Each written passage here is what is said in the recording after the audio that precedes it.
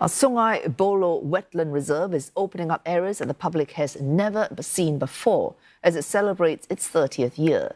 Visitors can now sign up for specially curated programs to explore the park's biodiversity and be a part of its history that is steeped in volunteering. Marcus Tan tells us more. 30 years ago, this began as a bridge that provided safe passage across the Sungei Buloh Wetland River. Now, it's a viewing platform for bird watchers to set their sights on the local wildlife. During the migratory season, Home to the mainland's largest mangrove forest, the Sungei Buloh Wetland Reserve is a critical stop for migrating birds. The 131-hectare site, about the size of nearly 4 national stadiums, officially opened in December 1993. But its history goes back even further.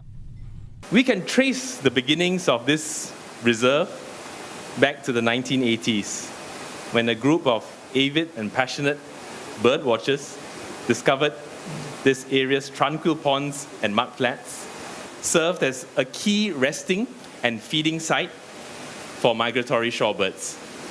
The initial efforts of the bird watchers serve as a catalyst for community stewardship, inspiring many individuals to contribute to the conservation of this natural oasis. Bernard Xia is chair of the volunteer group Friends of Sungei Buloh Wetland Reserve.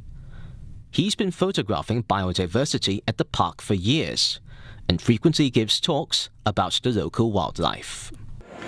I hope that Friends of Buloh can bring the experience of visiting our nature park network to a whole new level of understanding, coexisting, and most importantly, knowing what to do, what not to do when you are in the reserve.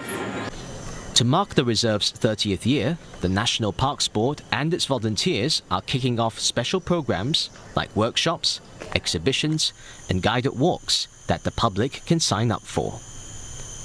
Some of the activities will also take place at this colonial-era bungalow, originally constructed in 1906. Built in name for the rubber tycoon and his family who ran a plantation here, Cashion House dates back to a time when the coast was still the main mode of commerce. It survived the Second World War and outlived its last owner. But over 100 years took their toll on the house, so NParks had to reconstruct it while still staying true to its original roots.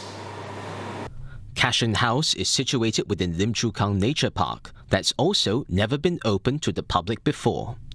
Until now.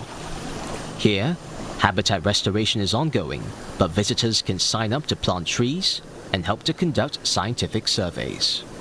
When you want to restore a habitat, enhance a habitat, the most important thing actually is doing baseline surveys, right? So you need people to be on the ground to monitor and note down what are the plants there, what are the animals there to begin with. Mr. Lim says volunteering has been at the heart of the area's conservation in the past 3 decades. The hope is that this sense of community stewardship will endure.